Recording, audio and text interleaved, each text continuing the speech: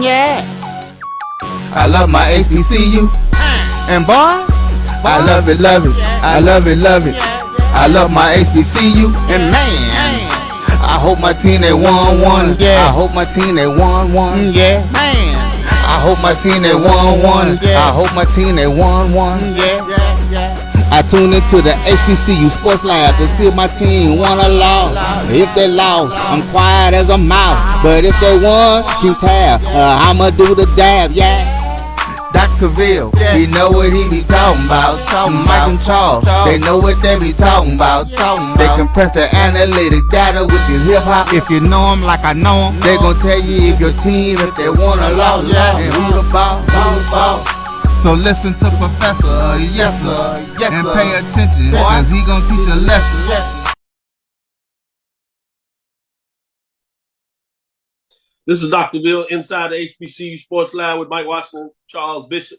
Mike is back on assignment. No, he's trying to get in. We'll see if we can help him. He's on the road. You know, sometimes on the road, those connectivities will get you. But we got the other half, the football gurus of the MEAC, of the SWAC, of HBCUs in general. We got Mr. Joshua Sims Sr., BJ Jones. So we're going to give you everything that went down. This week it started on Thursday. And we got everything on Saturday. All the big games that I can tell, that I got to watch, lift up to the hype that we put it at. That don't always happen, but I'm excited about that. We're going to go through all that. But you know how we do when we open it up on the intro.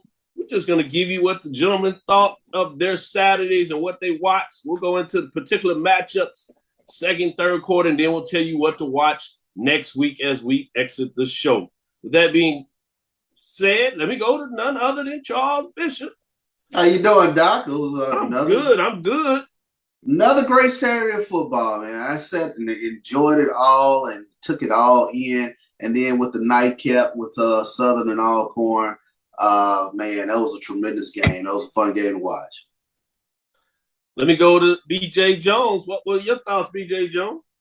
Man, I called yesterday, man. I dubbed yesterday Separation Saturday, man. We just had big games across the board, from the CIAA to the SIAC to the MEAC to the SWAC, and all of them lived up to the hype. From Virginia Union, Bowie, to Benedict and Albany State, Southern Alcorn, all of them live up to the hype. And man, when we started talking about we missed football season and we can't wait for it, yesterday was the type of Saturdays that we're talking about. That we long for. Good point. Joshua Sims Sr., I know you're in the country. Don't get too close to one of them cows. We're going to call you cow tipping now. Yeah, Doc, man. This was an eventful weekend, man, in between having to do everything I could here back in Eastern North Carolina this weekend on our family's country abode. I did get a chance to really sit down and watch as many games as I really wanted to, man. I surrounded myself with football this weekend. From a MEAC perspective, man, good gracious, man, the pieces keep shifting. Who is truly the number two? Who is going to be the most consistent team in the conference to really be able to just get on a run? And Delaware State, ladies and gentlemen, ain't seen them be like this since 2008, man. So this is really, really intriguing to see them, play the way that they're playing.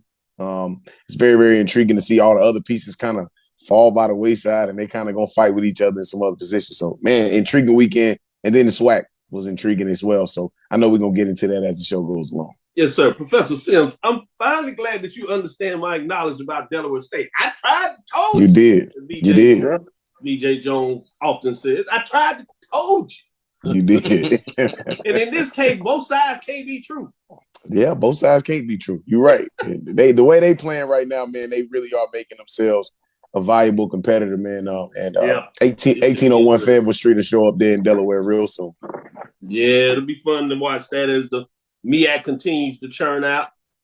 Getting through the SWAC as well, we're finding out pieces of the puzzle. Let me go to Mike because you see I just gave Professor Sims all the notes in regard to that. It's beautiful to see those Black families, African-American families that have the other side in terms of the country part of it, because we don't always acknowledge and talk about that. Some of y'all city boys now making all that good money, man. That's all right. We know you got a countryside. We know you. Speaking of that, let's go to Mike Washington as he travels around the world. Mike Washington, how you doing today? Oh, I'm good. How the rest of you brothers doing, man? You act like you from man. I've known you for 30 years. You act like you from the country. You've been in the city most of your life. Hey, speaking of good job, talking about good job. You can't walk around him. It's like walking with the mayor. Hey, Dr. Cavil. And I'm standing right there. Say, man, y'all ain't right. Y'all ain't right. Slow down. You know I control that mic. What's that all? I don't need all that in my life. I don't need that. I'm calling time. All I'm saying is we got countryside folks. I got country. Man, Grandpa got cows. He do all that. Fish farm. Yeah. I know a little bit about it. Horses. Drive up 50 times. It take you forever to get there on these back roads. You get off the back roads. You got to get on some dirt. Pebbles. I'm like, man, this dude. Yeah, I left that money you talking about for a reason. With that mic, what was man, I think I heard most of the comments, had trouble getting in. Attended the 50th anniversary of the Black Ensemble here in Houston, old Black Theater, being honored last night. I had to dust off my tuxedo, so I had a chance to go into the lobby and watch some of the games. I think it was kind of the wheat being separated from the sheriff. You're separating the wheat from the bad stuff. So I think this was separation Saturday. Mike, the ensemble let you catch a game or two up in there. I know that crowd. Man, you either left that ball for two reasons: to go check sports or to go get a real drink. There you go. Hey, and let me tell you this: I know Mike. He did both. I did both at the same time. Yeah, at the same time. No doubt. Yeah. So, with that being said, let me jump on here. AD Drew, how you doing? My brothers. I'm supposed to be on my way.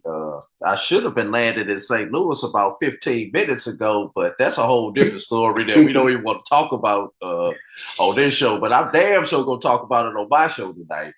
But getting back to the games from yesterday that actually occurred where they were supposed to occur, man, the top three games that we had on the bill, from the SWAC to the CIAA to the SIAC, all lived up to the hype. And man, Jada Byers, put up another two bills yesterday, man. That brother's on his way to a 2,000-yard season, fellas. Imagine that, 2,000 yards. Yep. And we gonna make sure that we all recognize it, because everybody's not gonna necessarily talk about it. Absolutely. But these brothers will, whether you catch them on Tuesday with HBCU Sport, BJ Jones or Joshua Sims, as he does on HBCU Nightly on Wednesday, because they go in all facets of it. And we'll get it right here, as we're going to make sure that you get the latest and the greatest as we do it. And as you know, with Brian and AD of Sports Rap, they tell you they're going in tonight, so make sure you catch that. With that, let me officially welcome you to episode 318 of Inside the HBCU Sports Lab show and podcast, the show that's covering the sporting HBCU diaspora, all things HBCU sports from institutions large and small. From the NAIA to the NCAA, we share insights and information on the HBCU sports culture, HBCU athletic aesthetics, to facilitate the story of HBCU athletic programs in the business of HBCU sports. We just call it HBCU sports pedagogy. Speaking of HBCU sports in terms of business, AG Drew alluded to this, and he'll get into the particulars, but the game that was classic that was scheduled for St. Louis has been canceled in terms of being played in St. Louis, and it goes back to the scheduled home team, which was Pine Bluff. So the game will be played today between Alabama A&M and Pine Bluff. So we'll get a chance to talk a little bit. I won't go to the details because AD Drew and Brian are going to really give you all the information you need on that, but I did want to share that. I'm your host, Dr. Kenyatta Cavil, with my co-host, Mike Washington, Charles Bishop, BJ Jones, Joshua Sims Sr., and AD Drew. So the professors in the building, we're finna have a true lecture. We're going to make sure you get all the information, news you need out here. Everybody's in their home studio. Today's episode of Inside the HBCU Sports Lab is sponsored by THG Agency. THG Agency is a company that provides sporting education, consulting, and data analytics. We got a little time left in this first quarter, so I wanted to get into just some general thoughts of some grades. Let's get into it from some of these matchups. We don't have to give everybody a grade, but we'll cover throughout various parts of it. So I'm going to start with my colleague, Mike Washington. Give me 2 or 3 teams in terms of their grades. You can give all your top-ranked teams in terms that you want to give grades to, or you can mix it up with those that didn't meet expectations. It's your class right now, Mike Washington. So tell me, give me 2, 3, maybe 4 teams that you want to give a grade to. Doc, I'm going to make it easy so I have time for all of my compadres here. I'm going to start with teams that we didn't think would be B+ or A-. How about Southern University? Going into the year, we knew that there were question marks, but we didn't expect them to look like they are now coming up on top. They still have some question marks, but you know they've taken all the punches. They've taken Prairie View's punch. They've taken Alcorn's punch. And look, you know, I give them B+, A-. Still have some questions. Delaware State, I was one who was not going to look at Delaware State. I kind of looked at them, to be honest, like Valley. We talking about Valley? But Delaware State is stepping up.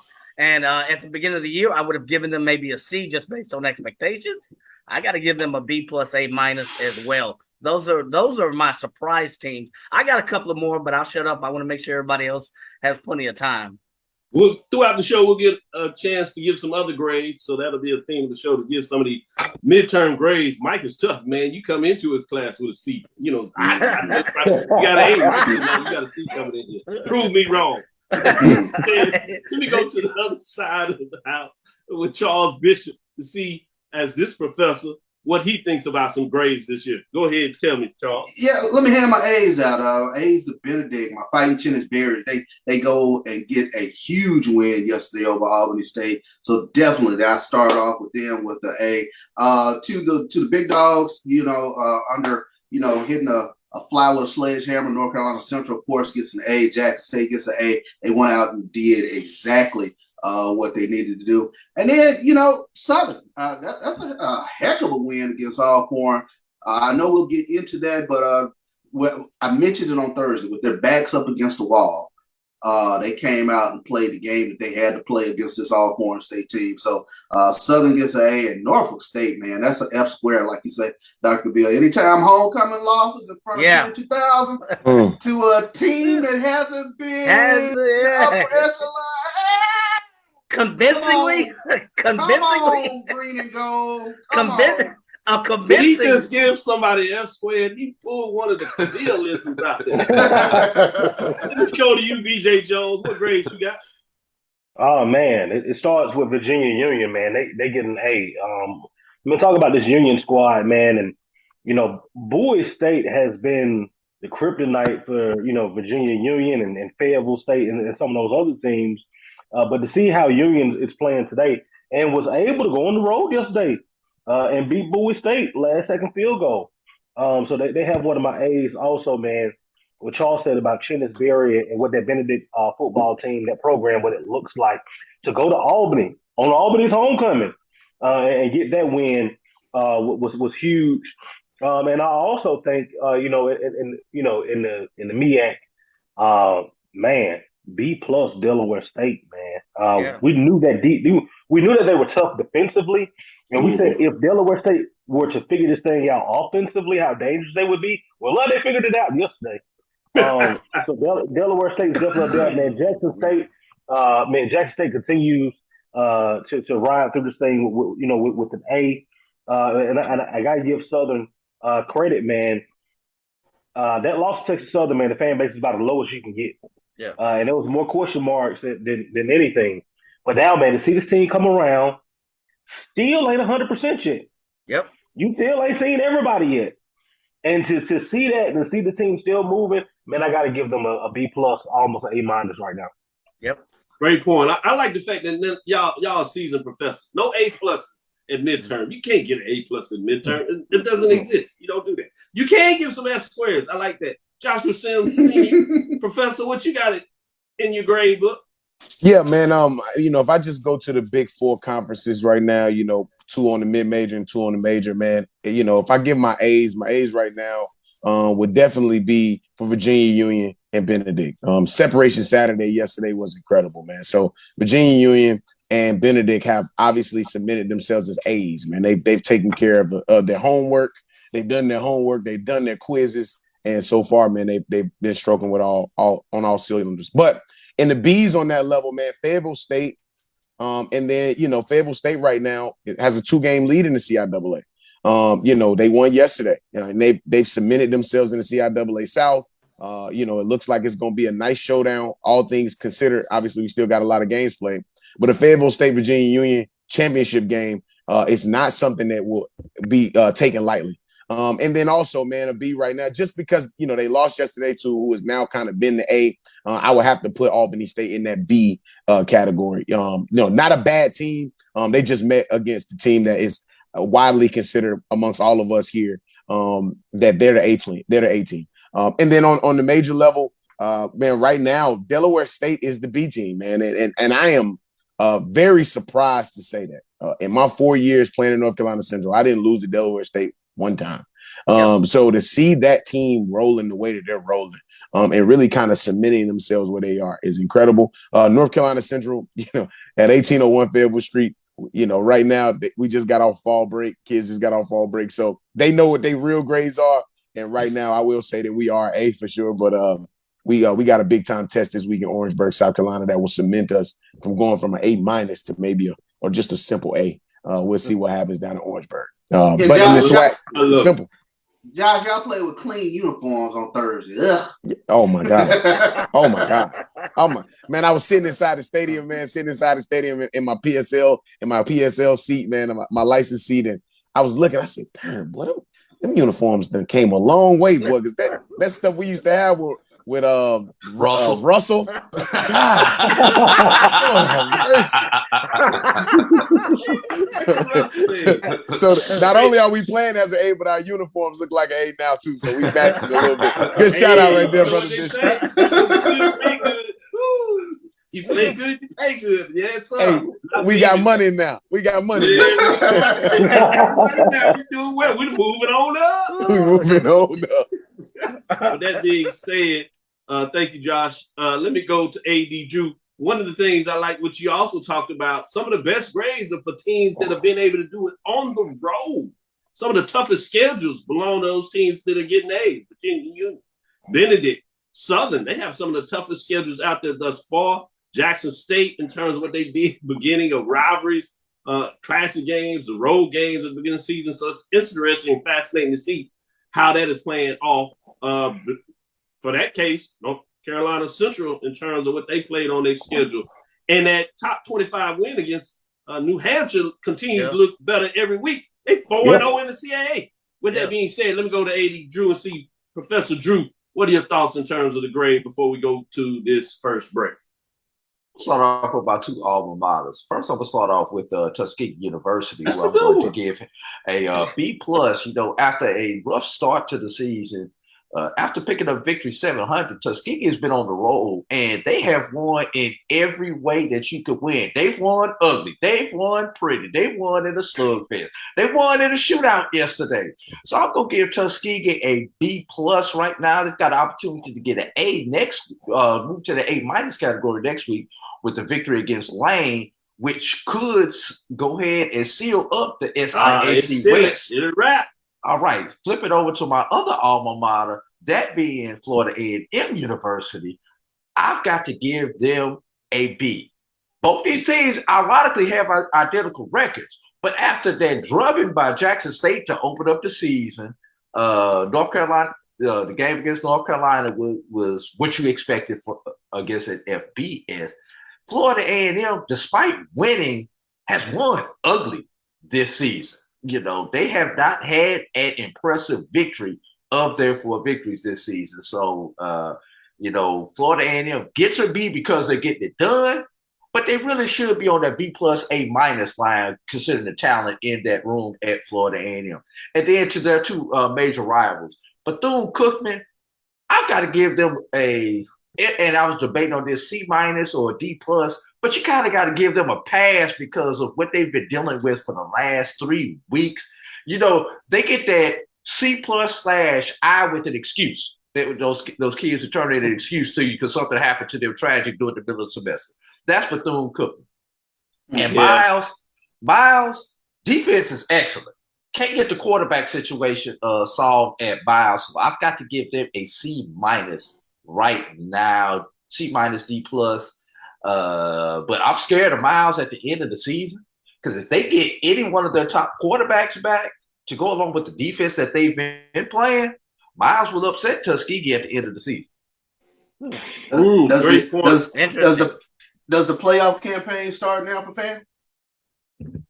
Yeah. It's been rolling. I expect to see Fan put up some stuff out there trying to get to the playoffs because if Jackson State is the only FCS loss, FAMU has a claim just like they did last year. And I'm gonna give you one other one. Despite the loss yesterday, Albany State and Fort Valley, the winner of the Fountain City Classic, will still have a shot at getting into the Division II playoffs, assuming Benedict wins out. Whereas Fayetteville loses again to Union in the CIAA championship. Fayetteville is done. So CIAA is only going to get one. That's going to be either Union or Fayetteville, whereas SIAC could sneak a second team in there based on the projected Division II region rankings. Great point. Great point. And then Joshua has me learning all these. I thought I knew all this kind of stuff about HBCUs. Now I'm understanding their home address, 1801 Fayetteville Street. But I tell you, that's how you talk about an institution. I'm telling you. 1200 Old Montgomery Road. Address. Yeah, everybody used the hill. He throwing out addresses. Like, that's because that was the only way you could get mail when you was in school. Boy, I tell you, I don't understand. Everybody the hill. Let's he get into this break, man. 1801. This was exciting, so we can bring it back on the other side and get some more talk in. Stick with us. We'll be right back after the first quarter break. You heard some of the grades. We'll see if we can get some more. Stick with us. Give me your grades. Professors out there in the lab, let me know. Grade your own papers. Tell me what you thought about your institution. Where they are in midterm. Midterm grades are due. The dean is calling for them. I need my grades this week. Y'all got the grades. Don't make me send an email because they late. Send me my grades, lab listeners. We'll be right back after this break. Support the Black College Sports Network so we can continue to provide you coverage. Go to myjbn.com/support and be a part of the Black College Sports Network. They can follow their dreams. Let's get back to getting ticks instead of watching flicks. Before we can safely get out there, we need the facts on COVID-19 vaccines. Visit getvaccineanswers.org so you can make an informed decision for yourself and for your crew. Charmin Ultra Soft has so much cushiony softness, it's hard for your family to remember they can use less. Sweet pillows of softness. This is soft. Holy Charmin. Oh, excuse me. Roll it back, everybody. Sorry. Charmin Ultra Soft is so cushiony soft, you'll want more, but it's so absorbent, you can use less, so it's always worth it. Now, what did we learn about using less? You gotta roll it back, everybody. We all go. Why not enjoy the go with Charmin? Maureen is saving big holiday shopping at Amazon, so now she's free to become Maureen the Merrier. Food is her love language, and she really loves her grandson. Like, really loves. Since 2002, Empowerment Resources, Inc., a nonprofit organization, has empowered more than 1,500 youth and adults in Duval and surrounding counties through its programs Journey into Womanhood, Girls Mentoring, Life Skills for Teens, and parenting education coaching. To get involved with programs, volunteer, or donate, visit www.empowermentresourcesinc.org. Follow us on social media, facebook.com/empowerment.resources and instagram.com/empowermentjax.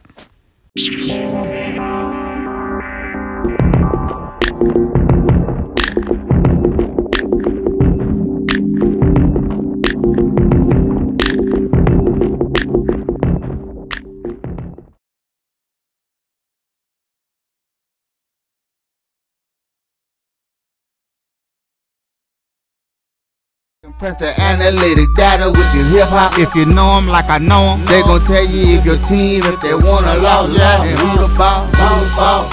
So listen to Professor, yes sir, and pay attention, cause he gonna teach a lesson.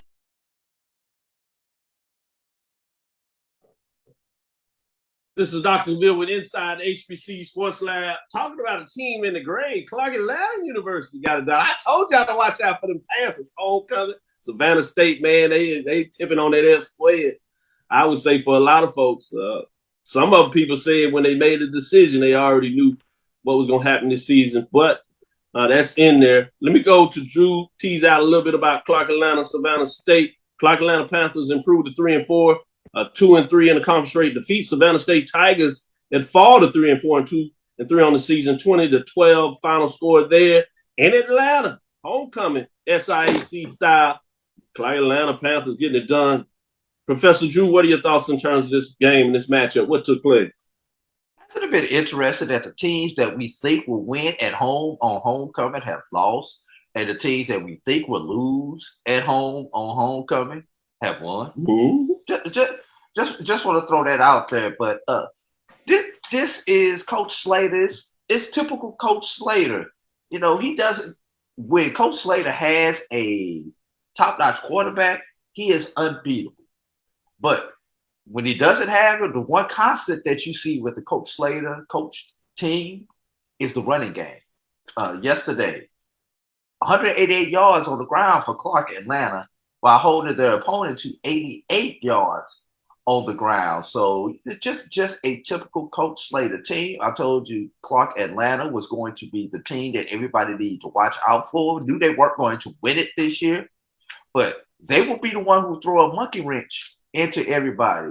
And who does Benedict have left on their schedule this season? Clark Atlanta. So keep an eye out on that matchup. You know, Benedict's schedule is all downhill, but they've got Clark Atlanta, Morehouse, and Allen. Allen can put up points. So it's going to be interesting to see if Benedict should remain undefeated, but there is that monkey wrench from Atlanta. Great point. How that may go. Let's go over here to Langston, Fort Worth Independent Sooner Athletic Conference. We told everybody this is the time where Langston stumped their foot last year. Mm-hmm.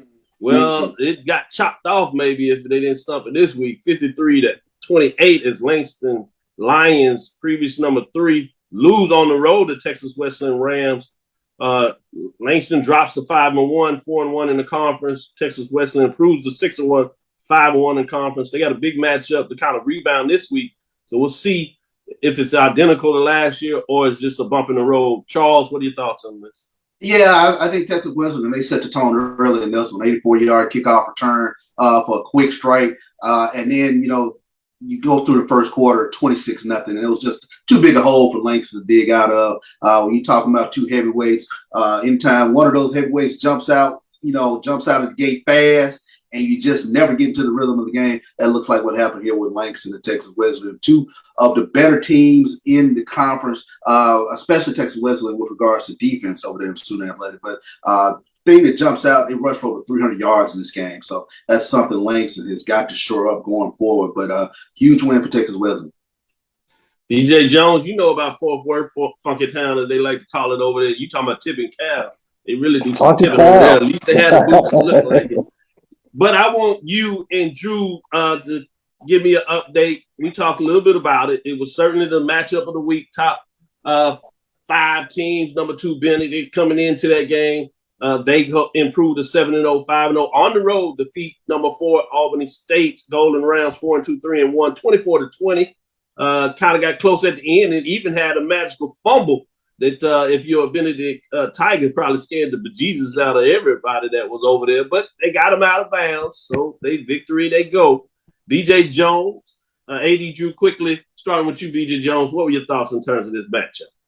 Man, if you're Albany State, man, you got to be thinking coulda, woulda, shoulda. There were 2 plays in the first quarter where Albany could have, it could have been 14 points. You had one, they ran the screen pass, and it looks like the running back, like he was gone. Kid from Benedict, literally, I don't know if it was a shoestring. Drew, you were there. It looked like maybe the tip of the shoe. I mean, that was a touchdown. And then you had the play action pass. I think that was to the tight end. It was just him and green grass. and they missed. And then from that point on, Benedict really just jumped on it. When they woke up, man, they woke up, and it was too little, too late for Albany. I mean, they closed the gap there at the end. But when you play a good ball club like that, you have to take advantage of your opportunities early. Shout out to BCSN to bring that to everybody that watched it. Obviously on the channel there in terms of the production as well. It was an HBCU League Pass. 80 Drew, Benedict, and Albany in terms of the SIAC game of the week as you put it out there as you write for D2 SIAC side. Go ahead, Drew.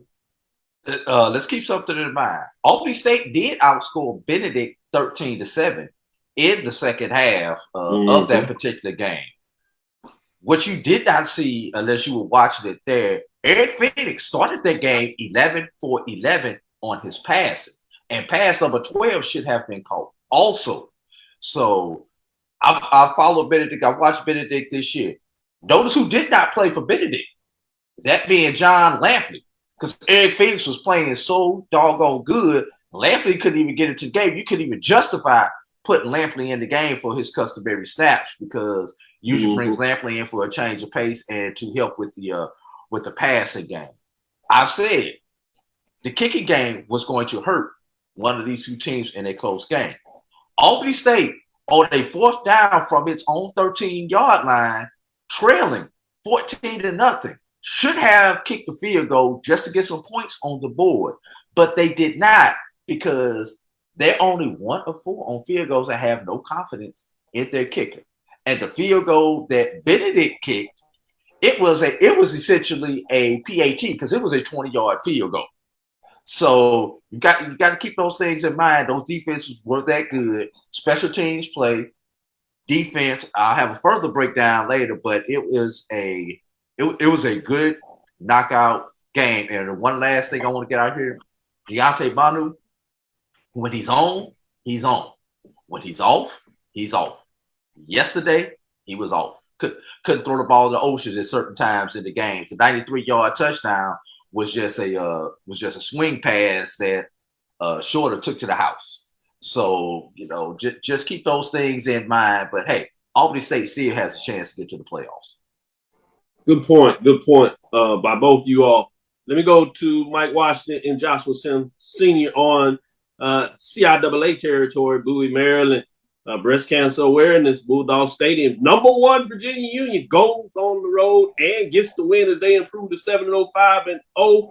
Finally knocks off the behemoth. It's been Bowie State Bulldogs that were ranked number 6 that fall to 4-3, 3-2, 27-24. Game was so good they needed extra time. It goes to overtime, and you get a field goal. Talking about the lack of field goals in the SIAC game of the week. It was the opposite. You got a big-time field goal that was made, deep falls and goes through the uprights. The crowd goes wild in terms of Virginia Union getting it done as they are living their best life, as you would say, in so many different ways. Credit to Bowie State. A lot of folks thought they would be fighting, but I'm not sure they thought they would come back like that. And so with all the changes they had in the offseason, you got to give them a lot of credit, too. Let me start with you, Joshua Sims. What are your thoughts in terms of this matchup? Man, this was a perennial CIAA dogfight, man. This is a dogfight. What seemed like Bowie State, they couldn't get the run game going yesterday. But obviously, man, Dion Golat, man. And I'm only just going to start on Bowie State's side because they came out on the losing side of a dogfight. But Dion Golat, man, right now, even with Jada Byers, if Jada Byers did not exist in the CIAA, Dion Golat is the CIAA Player of the Year. And that's not a slight toward Golat, but that's just Jada Byers is incredible, man. We're looking at, probably the best running back in the country, bar none. I mean, I'm talking like at first I was, saying, hey, maybe he's the best running back in the CIAA. Maybe he's the best running back in Division II. Maybe he's the best. No, he's the best running back in the HBCU landscape, bar none. There's nobody with even close. There's nobody even close to how he's playing right now as running back in HBCU football in the country. He scored once yesterday, and really, man, it became a story of who was going to get the ball last, and then they go into overtime, and it really, really boiled down to a field goal, which if anybody who studies CIAA football, that happens so often against two titans inside the CIAA. a field goal ends up being the difference between teams winning and losing in the CI. It's going to be interesting to see, man. Virginia State is going to be coming into Virginia Union here in the next couple weeks. Bowie State obviously still has the rest of their schedule in the CIAA, but it's going to be very, very interesting to see just how far this Virginia Union team can go, because they are extremely talented and they are literally the fighting Jada Byers right now, man. And that's not a slight to the rest of the team. Just this kid is an incredible talent. Looking forward to seeing him play on Sundays one day too. Go ahead, Mike. Yeah, man. How can I add to that, man? Bowie State, give them credit. They went into halftime lead, and I think it was 9-3, 9-6. And then all of a sudden, Virginia comes out and scores 2 TDs. And you're like, oh, man. So this was a heavyweight battle. And the way it was going, you thought it's going to come down to the team who has the ball last. And that's what it had. And it needed extra time to finish that. So kudos to both teams. But, man, I cannot talk about them enough. This kid, the quarterback for Virginia, oh, my God. I'm sorry, Jada Byers, he had 283 yards. Mm-hmm. And a TD. So I had a chance to look at highlights. I didn't see the whole game, of course. But, man, to watch him in person is incredible. Bowie State was only allowed 70 yards rushing the entire game, whereas Virginia Union, all of their yards came from one person, maybe a couple of quarterback rushes. So they were really able to enforce the strong part of their game, which was the run. Usually, if you look at the stats, you can tell there's a big difference. But on the other side, the passing was more favored for Bowie State. So it was truly a heavyweight battle. I think Bowie State had 300 yards passing, whereas Virginia Union only had 145. Two important data points. One dominated the rush game, one dominated the pass game. They both have average share of time on the clock. It was just a heavyweight battle that was just going to go down to one final play, one big mistake, one missed call, whatever, and looks like Virginia Union with that 42-yard field goal pulled it out in overtime. So tremendous game. Hey, take Josh, you back a little bit before we get into this break. That 9-17 game against Shaw, that field goal, that is probably what's going to keep Bowie State out of the playoffs in terms of at least being in the picture. That early loss that they had to Shaw, 17-14. Talking about that. Let's get into our second break. We'll come back on the other side, third quarter, as we take our halftime marching sport. We'll get from the mid-majors to the major division. We'll be right back after this break.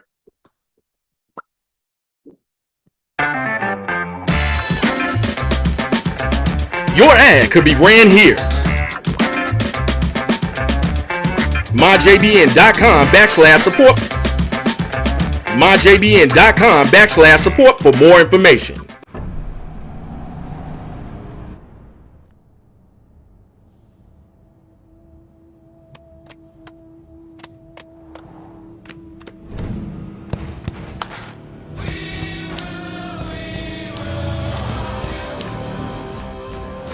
The new GMC Sierra with hands-free driving offers the most advanced and luxurious pickup in its class.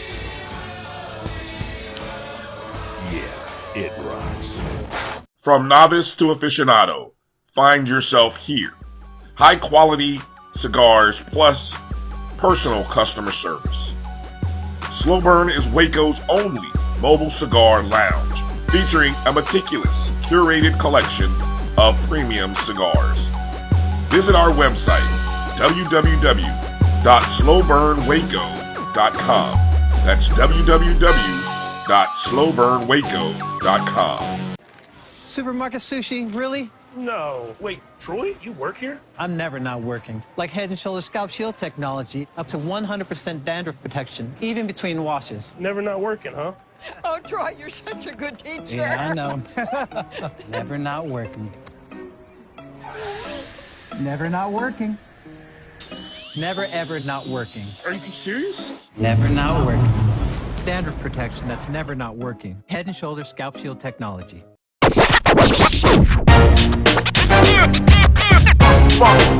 It's like a loop machine. All around town, trying to get down.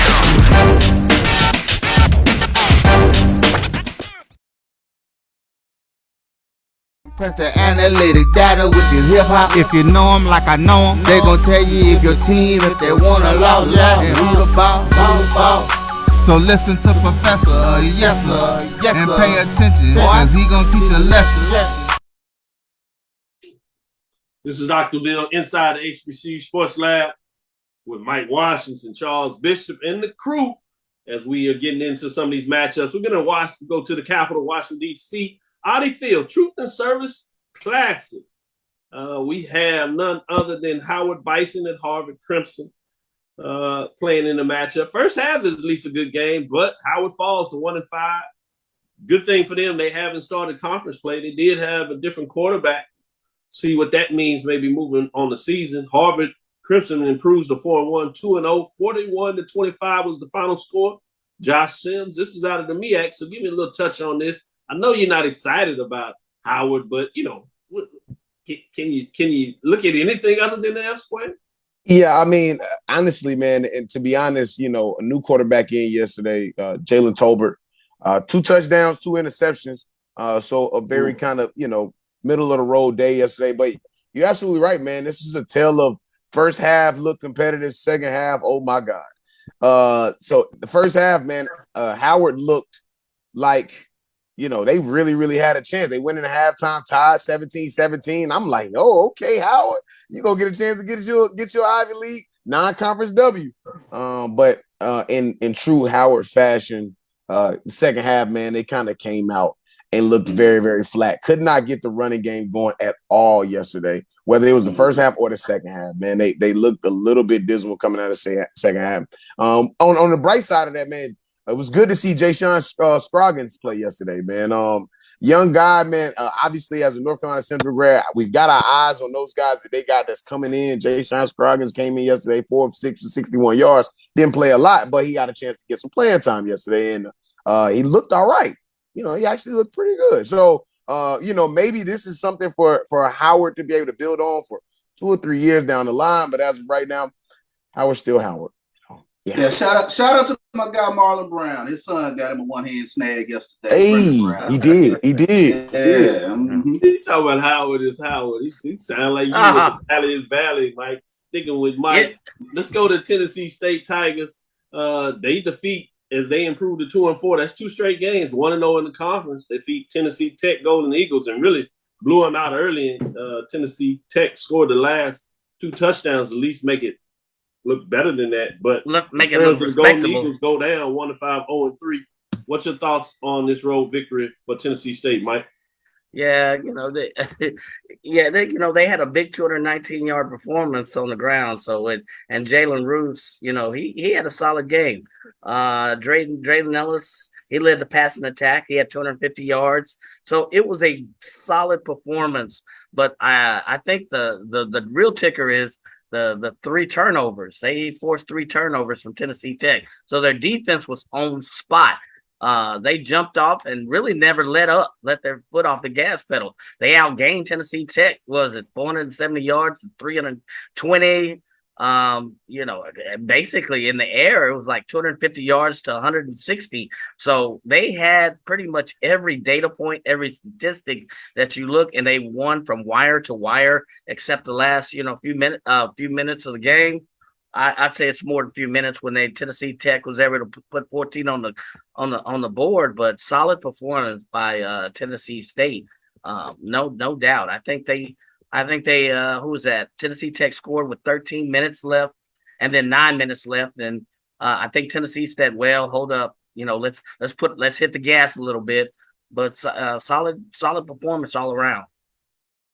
Charles, let me go to you for Jackson State as they take on Bethune-Cookman in Florida. That's Jacksonville, Florida. It sounds like Jackson State is trying to own Jacksonville as well as they remain number 1, undefeated on the season, 6-0, 4-0. They defeat Bethune-Cookman Wildcats 1-5 as they fall to 1-5 on the season, 1-2 in the conference race. 48-8 was the score of the game. I'm not sure if it was close as even that 40-point loss looked. Charles Bishop, what were your thoughts in terms of this matchup? Yeah, another huge game for Shedeur Sanders. Another 5-touchdown game. He had one against Florida A&M. Workmanlike performance by the offense. A couple hiccups. I think Shedeur had a couple of interceptions yesterday, and I think Coach Prime alluded to it in the post-game presser when he tries to elongate plays. It got him in trouble a couple of times yesterday. But offense, the big thing for the offense was they started out fast. And that was something that has been a bugaboo for the past few games in terms of coming out of the locker room, coming out guns a-blazing, if you will. And in this game, they were able to do that against Bethune-Cookman. But, again, the story every week for this football team is this defense. This defense really can, squeeze you to death like an anaconda. 166 total yards for Bethune-Cookman. And the thing that is impressive, although Bethune-Cookman's, record might not show it, but Jalen Jones is a tremendously athletic quarterback. He might be the most athletic quarterback in the conference when you talk about a quarterback who can run a 4.3. And Jackson State was able to bottle him up to the tune of 7 sacks. I mean, and they just kept coming at him with waves and waves of defenders. He couldn't get it into any flow whatsoever. But this defense, we say it every week. Stop the run and force you into throwing the football, and that's where you play in Jackson State's hands. Man, I know he's not able to go home to Bethune-Cookman, but somebody needs to make sure they find him a good ice bath, because after what he had to deal with against Tennessee State and Jackson State defensively, boy, it's been a rough 2 weeks in terms of what that looks like. Looks like we might have B.J. Jones coming back in here. We'll save the Southern for a couple of folks to get their hands on it. So let's get in here with this Delaware State, Norfolk State. AD Drew, tell me your thoughts in terms of that matchup.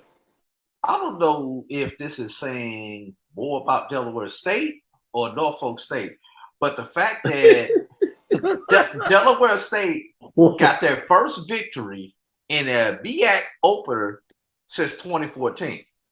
Wow. Or the fact that it's their first road win against a BIAC opponent, ironically, Norfolk State, since 2014 also.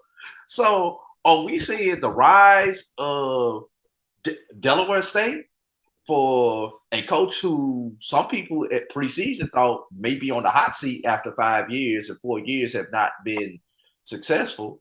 Or has that flame shifted down to the Bay and Dawson Odoms now needs to worry about putting his rear end in some water to keep the flames cool from him?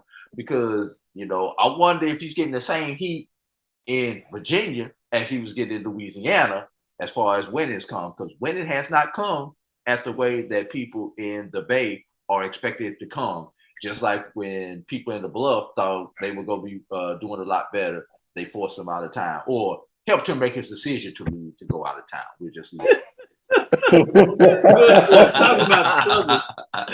about Southern. Let me go to B.J. Jones as we got in here. I think he jumped off so he can put on that Southern shirt to make sure everybody seen it. I got you out with the camera tricks. Well, hold on, Doc. Hold on, Doc. There's a certain way that that you now have to say Dawson Odoms, right? BJ, can you help us with the correct pronunciation? Oh, that's Josh. That's Josh. Oh, that's me. Oh, okay. Josh. Dooms. Dooms. Yes. And I'm sorry, it was Josh. And he may be doomed. He may be doomed. He may be. Nah, he still has 4 years on contract. He got plenty of years to get it right. We'll see if he can get it right, because you're right. If it's up to the fans, he certainly is in trouble. But administration is not writing no checks for somebody for 4 years. With that being said, B.J. Jones, let's get into this. Mumford Stadium, SWAC Western Division, number 6 Southern Jaguars. Improved to 4-3, 3-1 defeat. Number 3 Alcorn State Braves, 3-3, 2-1. Final score was 21-17. Jumped out on Alcorn early. Defensive stand from Southern. Everybody that listened to us said that front seven was serious coming in potentially for Southern, and they lived up to this game in terms of a potent attack, and they just were bludgeoning each other. And you get some wins from the Braves, you get some wins from Jaguars, but the final one was that 4th down stop. It was huge. But B.J. Jones, what were your thoughts on this matchup? Man, the big ones, man, I was hoping that those first half opportunities that we squandered didn't come back to bite us. I'm talking about the same thing that happened in the Benedict and Albany State. We had a pass to the number 19 Ligon. If he's running, he's still running today. But he stopped and tried to jump up for the ball. Then we missed a wide open receiver. If he catches it and run it, he's still running it today. Louisiana State Troopers would have had to stop him. And you know that was 14 points that that we're missing. And it would have changed the entire complexity of that game because instead of being up 21 to 7, now we're talking about being up 35-7 early. And credit to Alcorn, they took advantage of it. They hung in there. That run game, we saw the maturation of that quarterback on yesterday with the passes that he threw an interception early, then threw another one. Man, so much credit to that Alcorn defense and that offensive line. For everything Southern's defensive line is, they kept the quarterback clean in the second half. You saw them kind of mix up the run and the pass. And, man, it was just another classic Southern Alcorn battle that we're just accustomed to getting in this rivalry. And first time being Alcorn 2 years back-to-back, I think in 34 years was the stat. Wow. So this was big. Oh, great point when you put that data point in there. I'm going to let Charles, I know he wanted to touch on this a little bit. He wanted to say that third down stop that they got late in the game, that they forced the field goal instead of look like maybe Alcorn had a chance to tie it. Ultimately, obviously, was big as well. Talking about that defense as they couldn't get many stops, but the twos they got were crucial. Go ahead, Charles. Yeah, obviously, I thought one of the storylines in the game was because Southern slowed down Alcorn's rushing attack, but I was very impressed by the fact that they were able to get after Alcorn's quarterback. They got him for 5 sacks, and I thought that was going to be the determinant in the game for me, which defensive line could take over in this game. And Southern's defensive line not only was they able to hold down Alcorn's running game, but they were able to get after quarterback, 5 sacks. Inverse of that, Southern was able to keep their quarterback clean. He was only sacked one time in that game, and Alcorn came into that game. They led the SWAC in sacks. So that was huge for me in terms of what Southern was able to do in terms of keeping McCray upright. I guess one thing to put some magnitude on it, you got the 2 leading rushing teams in the SWAC. Southern came in this game averaging 238 yards per game on the ground. Alcorn slightly below it, about 210. For this game, Alcorn only had 113, 114, so about 100 below their average. Whereas Southern had 170. So you can tell that Southern, that just gives you an idea. They held them 100 yards below their season average. And they are the second leading team in the SWAC. So that gives you a magnitude of how well that line performed. I'll tell you this. I don't know what all is going on October 29th. You better figure out a way to get to Jackson, Mississippi, October 29th. Yes, sir. Yeah. Problem is we got too many homecomings. Folks going damn you homecoming. I know, right? October 29th. They'll be watching on their phone. I don't know what's going on October 29th. You better figure out a way to get to Jackson, Mississippi. I hear you, AJ. I hear you. I know, fam, you got, but bruh. Dude, we got. I could care less about the football game than homecoming on that day. Already booked hotel rooms, flights. Rules, you ain't giving all that up. Prairie View, we be down there. Texas Southern got a homecoming. I don't know who scheduled all this. I looked at. I don't know either. Who scheduled all these homecomings? I already got stuck with one flight I can't use. I can't take another one. Yeah, but I did want to go back to that Thursday night game where the world got to see North Carolina Central. There's been somebody on here has been saying that quite a bit about Central, and I think a lot of folks were talking about Morgan State that they were moving in another direction. Well, it wasn't going to happen on Thursday. North Carolina Central Eagles improved to 5-1, 1-0, defeat Morgan State Bears 2-4, 0-2, and really took them to the woodshed early in that game. The final score was 59-20, and boy, the Eagles looked good. They were clicking on everything. You said they're number 2. I wouldn't be surprised, even in Dr. Cavill's great poll rankings, that they jumped back up there to number 2 with everything else that took place. But currently they're at number 4. Joshua Sims, talk about this matchup. The other side, if you would, of the track, your resident MEAC. Make sure that we share some love over that. We having all this fun in the SWAC, but some things taking place in the MEAC as well. Yeah, man. I know it was Separation Saturday, but this week it was Thrashing Thursday. To say the least, man. Listen, just a couple points here, and I made these points both here in the sports lab as well as on HBCU Nightly. I talked about the fact that going into the Campbell game, which is now for us was weeks ago, we were a little banged up. We had some issues, especially on the offensive line. Some guys were banged up, some guys were hurt, and we got a chance to go into the bye week and get healthy. But another piece to that was that Davius Richard was a little banged up. A lot of the country did not know that Davius Richard was having an ankle issue going into that game against Campbell. And so he had a chance to get healthy. The kids were on fall break, so they had no distractions on campus. The girlfriend had to leave them alone. They were miles and miles away from all of the other mess. But to say the least, man, obviously I could talk about our defense and how they stepped up. But I am going to take a moment right now to talk about Davius Richard. All right. Not named Shedeur Sanders. This kid is the best quarterback in HBCU football, bar none. And I'm willing to go out on every single media publication and say it with my chest wide open in the air. Davius Richard, 17 of 24 for 217 yards, 4 passing touchdowns. Then he comes back and he said, no, I don't want to just give you the passing touchdowns. Let me give you a couple of them on the ground. 2 rushing touchdowns that night as well as a big 40-yard run that he took, and he bust the whole stadium went crazy when he had to cut back and take that touchdown to the house. We have a big game this week against South Carolina State, and it does kind of allow us an opportunity to really cement ourselves. Last year, we lost to South Carolina State by 3 points. That's the only game we lost inside the conference last year. And I remember seeing these guys' faces last year during that game. What I am willing to say right here on HBCU Sports Lab is it does not even come close to that. I will not say South Carolina State's name after today for the rest of the week. The rest of the week, I'm going to just say the team down in Orangeburg. I'm going to say we playing the team down in Orangeburg. Great win by them yesterday. I know they weren't on there. They got a great win yesterday, but it was against Virginia Lynchburg, which we all know has become a freaking everybody's supposed to win. Yeah, I think they're in third place in the MEAC right now. They are. They in third place in the MEAC without a win. So to say the least, man, we were incredibly proud of what we saw Thursday night. But what you guys are going to see on Saturday afternoon at 1:30 p.m. in Orangeburg, South Carolina, is what I'm going to be ready to come back on here next Sunday and talk about. I cannot wait, man. Davius Richard for the Walter Payton Award too, by the way.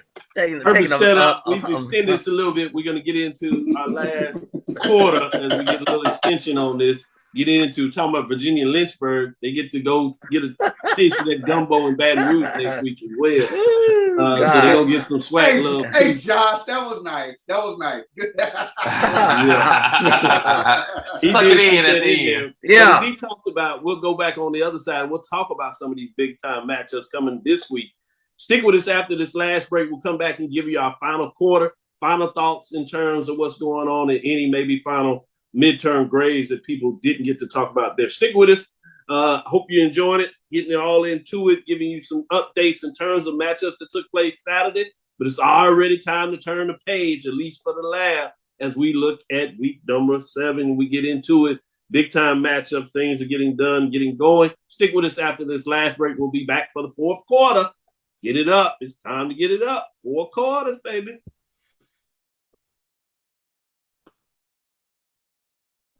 Thank you guys for what you do for HBCU athletics. This is a fantastic avenue for all of us. This is our ESPN, so we love what you guys do. Brian, AD, Roy, all you guys at BCSN. We really appreciate what it is that you guys do for us.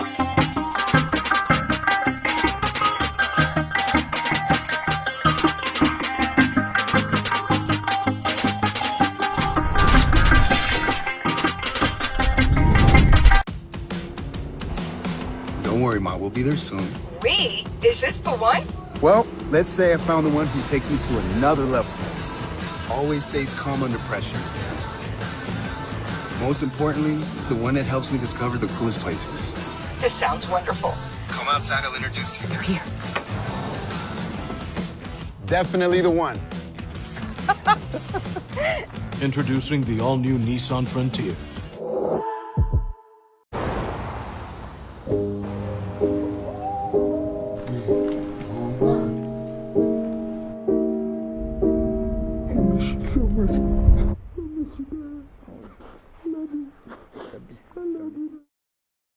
At CDW, we get speed as the new currency of success. Our team spends way too much time tending to outdated applications and software when they should be focused on driving application agility and innovation. CDW Amplify Development Services modernizes software and application development to help accelerate innovation and digital transformation. So you mean building new applications, UI, and mobile interfaces? Well, you said you needed to innovate more quickly. Oh, so he's a listener.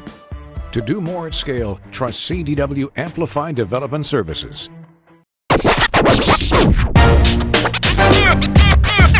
It's like a loop machine. All around town, trying to get down.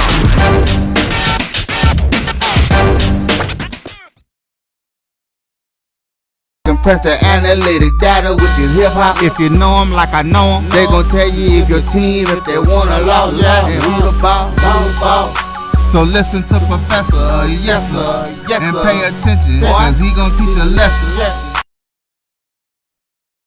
Dr. Cavil's inside HBCU Sports Lab with Mike Washington, Charles Bishop. We have the professors as well, BJ Jones, Joshua Sims Sr., and AD Drew, giving you updates. We're getting into our last quarter, and this is where we turn the page. As I said, we start looking up to this upcoming week and some big matchups. Should be fascinating. Let me start with Charles. What are some of your big matchups this week? I think I know where you're going. At least that's where my eyes are turning to. Yeah, obviously, I think Jackson State and Campbell is going to be huge for obvious reasons. You got an out-of-conference game, SWAC versus the Big South. But for a lot of people, a lot of fans around HBCU football, that somehow a win against Campbell would legitimize Jackson State for whatever reason.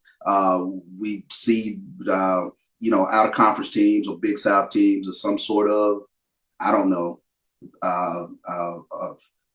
pinnacle of success, if you will. I don't know. But for a lot of fans, I think that's going to be one of those games where it's just like, oh, okay, they for real. I'll take them serious now. So, I think that's going to be a great game. I think Campbell started off great in the Big South Conference, big win this past week after kind of starting off in the hole. But they are, from looking at them on film already with the coaches, they are big up front. They are fast, and they started off great, I think, in the Big South. It's going to be a great game. I'm looking forward to it. I think Jackson State will finally be healthy. BJ mentioned if you haven't seen all the pieces, well, now some of those pieces will start to come back for Jackson State. We'll probably see Travis. And we saw Shiloh this past week. Shiloh had an impact in that Bethune-Cookman game. But True Thompson is another name that I want everybody to keep an eye on, defensive tackle from Florida State. Great point. And I hate, but it was true for the way you put it there in terms of pinnacle. I think what makes this interesting is because where we're tracking and trending. Obviously, a lot of people thought the potential matchups in the Celebration Bowl were going to be Jackson State. Obviously, folks also thought about Southern in terms of that matchup potentially. But coming out of the MEAC, most people thinking South Carolina State was written in there and had it done. We'll talk about that maybe matchup as Joshua Sims kind of alluded to it, so I know what direction he's probably going, and I'll go to him next. But what's interesting to me about Campbell is they happen to play 3 of the top 10 teams now currently in there. And so it's interesting to kind of see how those matchups will play, particularly if it's trending that Jackson State will ultimately play North Carolina Central. It's not always where you have matchups where you can look at it between teams. So with Central already playing Campbell, they played them on the road, so you got to take that into factor. But now you have Campbell coming in to play Jackson. That's another measuring stick to see if those two teams face off. And then you obviously had A&T and Central playing early. We know how that played off. But you have that in terms of a concert rate for A&T trying to get their bid to the playoffs. So that's, to me, more where the intrigue comes in, not necessarily this litmus test. That you're right, that there will be some people that talk about. But that's, litmus test. That's the word I was looking for. Yeah. That's other folks looking at it in a different framework, not the social structure or the governance structure. If you allow me to get into some of those Africana studies thought process, not too many people can hold on to that. Let me go to Joshua Sims Sr. Where are you going this weekend in terms of your matchup of the week?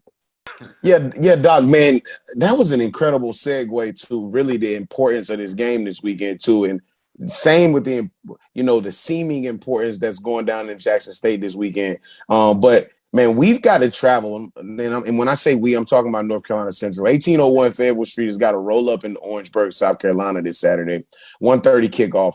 That is our opportunity to cement ourselves as the top dog. We thought we really were the top dog last year. We were very hamstrung with injuries last year, but not to make any excuses, and we lost by 3 points to them last year. Didn't lose another game in the MEAC. This year, we are 100% or as close to 100% healthy as we've been in a long time. Coach Oliver has his program installed into our football program for sure now. And so now we have an opportunity to put the buses on the road, those eagle with that bird on the side of the buses on the road Saturday, and really get a chance to make a signature victory inside of the MEAC. For those who may not know, we have not beaten South Carolina State in our last 3 matchups. So not only is this an opportunity for us to really kind of submit ourselves from that perspective, but it is also our opportunity to really say, hey, our offense is for real. We're young, man. And I've been telling people that we're so young that this could be the start of a run for us in the MEAC for the next couple years. Obviously, one game at a time, one season at a time. But depending on which North Carolina Central football team shows up in Orangeburg on Saturday will dictate how the rest of this season ends up going. And we hope that everybody get a chance to see our brand. You had a chance to see it on national television on Thursday this past week. You'll get a chance to see it on prime time. I don't know if we plan on ESPNU or not, or if it's ESPN Plus, but you'll get a chance to see us on prime time in the best way we possibly can to really kind of exude ourselves and really dominate that game. And I am really, really excited about that game. I will be in Orangeburg, South Carolina. Again, I don't miss very many North Carolina Central games, as y'all can tell. So I will be there. My expectation is that we roll, and hopefully we roll big. Yeah, we need you there because we want that insight. Make sure we see and watch. Media Pass J. Call me Media Pass J then. Yeah, we got you. We got you inside the lab. We'll make sure you get whatever media you need. BJ Jones, what direction you going this week? Man. I was just talking about statements. I think that Prairie View has an opportunity to step outside the conference. They face off against Lamar. I think that's a potential statement for the Southwestern Athletic Conference, as well as Jackson State and Campbell. I think that's another statement that the conference can make. 2 non-conference games coming later on in the year, where the SWAC can make a statement about the trajectory of this conference and where we're ultimately headed. And I think also in the MEAC, Josh said it better than I can tell you. North Carolina Central and South Carolina State. South Carolina State ain't dead. You got to kill them. All right, and they're not going to do it they're not going to do it for you. You're going to have to do it. And I think people are going to look at South Carolina State and go, well, they're not a good football team this year. But when their backs are against the wall, look at the history of Buddy Pugh and that football program. When their backs are against the wall, how they come out and compete. That's going to be an amazing game in Orangeburg. And if you're a fan of black college football, that's one of the ones that you got to be locked in on, because that's going to tell us a lot about who's going to represent the MEAC as far as the Celebration Bowl. Yeah, when you think about it, other than that A&T game, all the games they lost in terms of their HBCUFC matchup have been tough, grind-out games. So it will be fascinating to see that matchup because it means so much in terms of what that looks like as the season continues to progress. And no one has won a championship. That's not the point we're making here, but that's the direction we're going. With that being said, Mike, what direction are you going in terms of your matchup this week? Obviously, I think BJ said it with Prairie View. I'm keeping my eye on that one. I think Lamar is 0-3 in the conference, 0-6 overall. Prairie View's kind of, dare I say, a little bit middle of the pack with the SWAC. A couple of games they should have lost. They should have beat Abilene. So do they step up and play, like we know Prairie View can be? Do they correct some of the deficiencies in the passing game? And do they come out of Beaumont, Texas with a win? The other one is Benedict, going down. If you look at the history of that game, I have to do the data crunching and go back 10 years. I wonder who has the advantage. I think Albany State has the advantage, and somebody correct me if I'm wrong, in that matchup. Here is Benedict coming in number 1, going down to Albany. What's really going to happen? What's going to come out? And I think I go back to AD's point. How are the voters going to look at Benedict now if they are able to come out with a win? Great points. AD Drew, what are your thoughts in terms of match this week? we all dominated by the major division. You got any major division direction you want to go, or are you gonna stay with the major as well? No, I got to go small school, mid major, under D1, or whatever you want to coin the phrase. While it looks like the CIAA is pretty much settled with Union, looks like they're going to come out the north. Fayetteville look like they're going to come out of the south. The SIAC still has plenty of intrigue. Let's start off in the SIAC West, where Tuskegee and Lane play today. This week in the other Jackson, Charles. That would be Jackson, Tennessee, Charles. Lane plays in Jackson, Tennessee, not Jackson, Mississippi. The other Jackson. Just want to make sure you remember that for all y'all Jackson State folks. But no, that game will pretty much determine the SIAC West and who is the front runner in the SIAC West. Tuskegee wins. Tuskegee pretty much has sewn up the West, where Lane wins, and now we got to start playing stat nerd and see if we could potentially have a 2 to a 3-way tie in the SIAC West. Flip it over to the East. Got a trap game for Fort Valley as they play Clark Atlanta, who just beat Savannah and who has scared the bejesus out of a lot of people this year. And for Albany State, they actually traveled to Savannah State in a game where Fort Valley, Albany State have to win out. They have to make their Fountain City Classic game relevant on November 5th. So these two teams have to win out. And last but not least, hopefully Benedict does not get the big head against Morehouse and has it come down against Morehouse and plays down to Morehouse's stuff. Great points. I want to give a shout out for some of these teams that got their first win on the season. St. Augustine got it done against Johnson C. Smith, 28-21. Winston-Salem State upset Shaw, 17-10 in terms of that matchup. And Texas College, y'all forgot about Texas College. Texas College got a win on the season as well after they got one against Arkansas Baptist. But they got another win. So shout out to Texas College in terms of getting some of those wins. And those two teams are getting their first wins on the season. That'll do it for us. Doc, real quick, I made some corrections. My wife was in my ear, so my corrections are toddled off. So I want to say my point was, can Benedict move forward after their win? I guess I was saying. So I was a little bit off. My wife's trying to call me about an emergency, so I apologize for that. And I was looking at numbers real wrong. So my point was, can Benedict move forward after a win, and what's Albany State gonna do? So I'm sorry about that. Wrong data points. So no problem. We certainly understand with them emergencies and when the I got to jump off. So sorry. Yep, no problem. With that being said, we're gonna call it a close. Thank you for listening to Inside the HBCU Sports Lab. Make sure you share our podcast with your friends and colleagues. I am Dr. Kenyatta Cavil, the Dean of HBCU Sports, coming from inside the lab in the College of HBCU Sports with Mike Washington, Charles Bishop, and our guest of the day, AD Drew, BJ Jones, and Joshua Sims Sr. Again, I hope you enjoyed the show. Again, we want to thank you for listening to Dr. Bill's Inside the HBCU Sports Lab with Mike Washington, Charles Bishop, every Tuesday and Thursday, 6 o'clock Central Standard Time, and on Sunday at 9, as we wake you up and give you a week in review. Follow me, Dr. Kenyatta Cavil, Twitter, Facebook, Instagram. That's DRKENYATTA CAVIL. That's DRKENYATTA CAVIL. Inside the HBCU Sports Lab 1 on Twitter, Facebook, and YouTube, Inside the HBCU Sports Lab. With that said, make sure you follow BJ Jones on Tuesday as he breaks down the Twitter Spaces. Joshua Sims on Wednesday as he gets it done as well on Twitter Spaces. Check out the pregame show as they give you those live updates. That's Wednesday, and pregame as they get it. As you can tell, the pregame show, they'll give you all the insights that you need. And as they drop things throughout the week as well, check that out.